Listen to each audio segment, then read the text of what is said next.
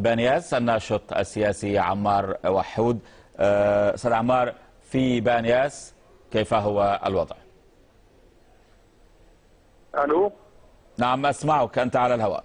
كيف هو الوضع في بانياس؟ الو. الحقيقه اول شيء بتشكر الجزيره لتغطيتها لاحداث في سوريا.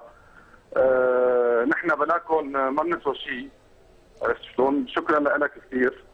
الحقيقه الوضع ببانياس كله مسيرات مؤيده وعم تقول كس امكم يا جزيره، عرفت شلون؟ وعم تقول كس اختك يا امير قطر. عفوا، ارجو عدم استخدام يعني هذه الالفاظ.